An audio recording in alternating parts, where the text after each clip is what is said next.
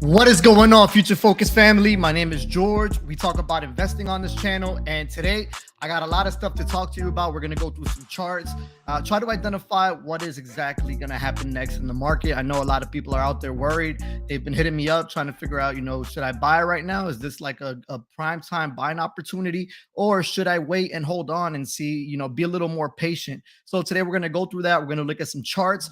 And with all that said, let's get right into it. So today, as of right now, we have the Dow. It's currently almost in bear market territory. We're going to talk about what that means. But you can see the Dow is down 2.5%. It finally broke beneath the $30,000 threshold, which was a key level of resistance, support. Then you have the S&P 500, which is hovering at 3,675, and we're going to look at a chart of exactly the S&P 500 to try to identify what the sentiment is right now in the market. Obviously, there's a lot of fear and out there, but is that the correct thing to do? Crypto, what is the crypto market doing? Let's take a look at that. We have Bitcoin is down 18,000 beneath that $19,000 threshold. We have Ethereum is down at 1292. It's gotten even lower than that. So it's currently down 2.61%, which is kind of mirroring exactly what the NASDAQ is doing. We have Bitcoin, Monero, all down except Litecoin today, but it's not up by much. If we go back to the stock market, you have the NASDAQ, which is down, trying hard to hold that $10,000 level. Will it hold? I don't know. We'll find out. So right now we have Domino's Pizza, which is up right now. Generac Holdings, Fidelity National, Dollar Tree, which is up. And why is that? Why is Dollar Tree up today when all these other stocks are down? Well, think about it. If we're going to go into recession, if the Federal Reserve is going to put us into a recession, where are a lot of people with low income going to go buy their stuff that they need to purchase, like basic necessities? A lot of them are going to go, instead of going to Walmart and Costco, they're going to go to places where they could get things for cheaper. And usually that's Dollar Tree. So of course you're going to see Dollar Tree with an increase there. That makes sense. Dollar Tree is leading the NASDAQ as well. At the bottom of the NASDAQ, you have Lululemon, Tesla, DocuSign, Mercado Libre. You have Pinduoduo, which is a Chinese company. And of course, these are all on the right side, a lot of wants, things people want but don't really need. On the left, you have a lot of these stocks going up that are more cyclical, which means that no matter what cycle we're in, people are still going to go there, just like McDonald's and Coca-Cola. Whether we're in a recession or not, people are still going to go to these places to get their sodas or get their food. So just keep that in mind. Right here, one of the ones that is a very, very important stock to the total stock market is Apple. If Apple closes beneath that $140 level, it's currently sitting at 150. But if we get down below the $140 level and it holds there and closes there for, I believe, like 2 weeks in a row, we're gonna hit the next leg down on the S&P 500, because the Apple is a big part of a lot of funds out there. A lot of people invest in Apple. So if Apple begins to fall, that is going to lead the market. It's going to put a lot of pressure on the rest of the market, because that's one of the ones that's like the safest bet. They're a well-run company. They have a dividend. They do buybacks on their stock. So just keep that in mind. Keep an eye on Apple. That's a very important one. That $140 level, which is about 10 points from where we are right now. So let's take a look at the S&P 500, and I've laid out a few charts for you guys. So I got the S&P 500 and the VIX. On here, I put some key levels for you guys to look at and keep an eye on. All right. So the first one is one that we've already passed, is the $3,838 level. As you can see, going back all the way to January 11th of 2021, we've bounced off of this, and it's been a level of support for multiple occasions. It served as a level of resistance as well on various occasions. And currently, we're hovering right above the next level of support that I put on here, which is the $3,673 level. Now, I could see us trading sideways here, which means that we don't past this, maybe we drop down below it a little bit, we hit 3,500 or something, but we get in a zone where we just trade sideways for a while for the next few quarters. And that's just waiting to see if whether we go into a recession or not. If the Federal Reserve pivots and they say, you know what, we're going to stop raising rates right now just to see what us raising rates, what kind of effect it's having on the economy. That way they don't overdo it. That's one thing they don't want to do. They don't want to overshoot. So if they don't give us a response in the next two meetings, I could see us trading sideways anywhere between 4,000 and 3,500, maybe trading sideways there for a while. And that's simply waiting on more news. However, my bear case, which means like worst case scenario, we're gonna come past this. We're going to break this level of resistance at 3,600, and we're going to drop all the way down to the 3,388 level. And that will be your next level of support. And that range of trading sideways could spread a little further. Now we could trade, between the 4,000 all the way down to 3,200 or even 30,000 at a very, very bearish outlook. 3178 is another spot to look at. 3260 is one on the Fibonacci trail. It's another sequence that you can look at as retracement. But I wouldn't think we would hit that until like February, March, April, May of 2023. So, just keep an eye on that. All right. If we close the next, like this Friday, today, and next Friday beneath this $3,640 level, now that's a level of concern. That means we've confirmed that we've broken this level of support. Now, this could become the next level of resistance. And there we have an issue because we have nowhere to go but down from there. All right. So just keep that in mind. Right now, we have something that can confirm to be another double top within a double top, which means we can continue our downtrend. But we'll keep looking at that. The next chart I wanted you guys to look at was the VIX. The VIX is important because it shows where we are at with volatility. And volatility doesn't have to mean necessarily fear. It just means when there's a lot of inconsistencies in the market, they're tracked here. I have that $30.39 level here because, as you can see, anytime we've gone over that 30, going back all the way to 2020, if you would have bought stuff like, let's just say the S&P 500, VOO, or SPY funds, you would have just invested in those.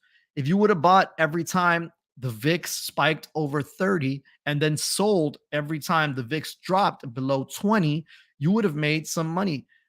You would have made money there various times. So I'm sorry, reverse that. If you would have bought when the VIX was beneath 20, and if you would have sold every time it went over 30, that's when you would have made money. My mistake there.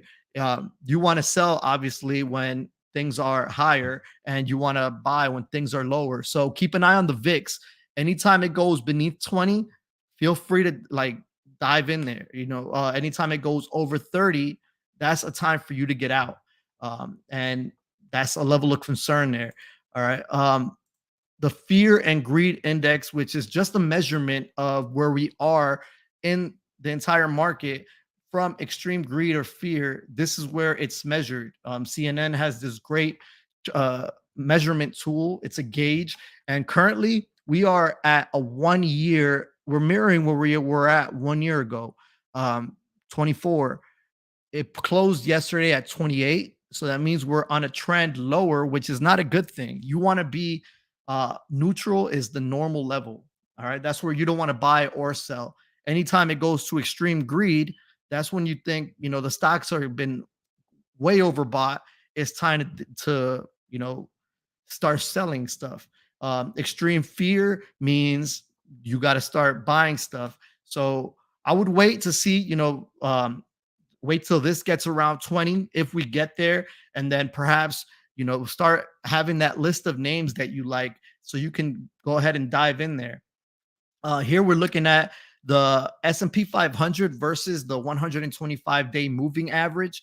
And as you can see, we've consistently, ever since January, been bouncing below this 125-day moving average, and that's a bearish signal. That this shows me that we are in a bear market. All right, this means the sentiment is very, very low, and we continue to bump against that. I foresee that going on until the Federal Reserve confirms whether they're going to, continue to raise rates, lower rates.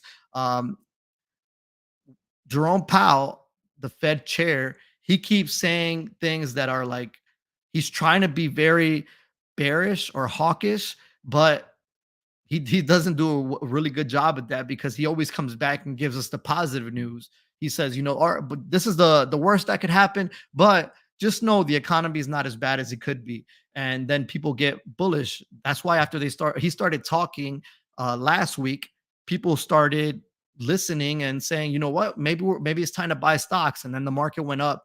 And then when people finally put everything together and they realized exactly what was going on, that's when the market started selling off. And that happened on Wednesday, when Tuesday and Wednesday was when the market really started dropping. Here we go. We have stock breadth price. And here the market is made up of thousands of stocks. And on any given day, investors are actively buying and selling them. This measure looks at the amount or volume of shares on the New York Stock Exchange that are rising compared to the number of shares that are falling. A low or even negative number is a bearish sign. The fear and greed index uses decreasing trading value as a signal for fear. So we're not at the negative mark, but we are not where we want to be. We want to be closer to that $1,500 level than we want to be to that $500 level. If that's a normal market. All right. Here we have put and call options, and options are contracts that give investors the right to buy or sell stocks, usually 100 shares of whatever you're buying. Puts are options to sell, while calls are options to buy. When the ratio of puts to calls is rising, it is usually a sign that investors are growing more nervous. A ratio above 1 is considered bearish. And here we go. We're at a ratio above 1. So, anywhere closer to the 1.10, which we hit back here in June 16th, that's a buying opportunity, but not for every single stock. This is not a buying opportunity for AMC or GameStop or a meme stock. This is a buying opportunity for a stock that you foresee you're going to hold for a long time. All right. So, and you want to move in anytime it's above 1%, you take a little bit, you buy a little bit, buy a little bit more. Like we covered the VIX, and here we are. The VIX is bouncing above the 50-day moving average, which is another very important moving average. So again, the VIX is the most well-known measure of market sentiment, is the COB volatility index, or the VIX. The VIX measures expected price fluctuations or volatility in the S&P 500 index options over the next 30 days. The VIX often drops on days when the broader market rallies and soars, when stocks plunge. But the key is to look at the VIX over time. It tends to be lower in bull markets and higher when the bears are in control. The fear and greed index uses the increasing market volatility as a signal for fear. So again, anytime you're above that 50-day moving average, you're in bearish territory. When you're below it, that's when that $20 level we talked about. Then we have safe haven demand. So this is where people are putting their stocks into things that are safer because shows obviously fear. Stocks are riskier than bonds, but the reward for investing in stocks for the long haul is greater. Still, bonds can outperform stocks over short periods. Safe haven demand shows the difference between treasury bond and stock returns over the past 20 trading days. Bonds do better when investors are scared. The fear and greed index uses increasing safe haven demand as a fear signal. So this is where we are here on that chart. One thing that is not shown here is the money that people are putting into gold or silver, things of that nature. Here we have junk bonds, which now we're in extreme fear category, whereas over here we're just in a fear category for the regular bonds. So these are like municipal bonds, government bonds. Junk bonds are bonds from, they carry a higher risk because the source that you're buying the bond from is not as safe as perhaps a state or municipality. All right, so we looked at a lot. We looked at where the S&P 500 is, some key levels there. I want to know what you guys are thinking. Like, what are you guys doing right now in the market? What are some moves that you guys are making? Please let us know in the comments below. I think that we have there's no need to start jumping into things from my perspective. If you do see some that you really fall in love with and you see those stocks or cryptocurrencies going below those thresholds that you felt were you're comfortable with buying, then go ahead, start diving into those, but don't put all of your capital into those. Take your time, ease your way in there, and be responsible. At the end of the day, there's no rush. um, we're not trying to time tops and time bottoms. All we're trying to do is get the best price possible. And when it drops lower than that, guess what? Now what you just purchased is on sale. So be patient. All right. There's a lot of things out there, a lot of different stocks to consider. Diversify your portfolio. I want to know exactly what you guys are thinking. So leave all those comments below. As always, invest in me and press that like button. Invest in yourself and smash that subscribe button. It costs you nothing. All right. Until next time.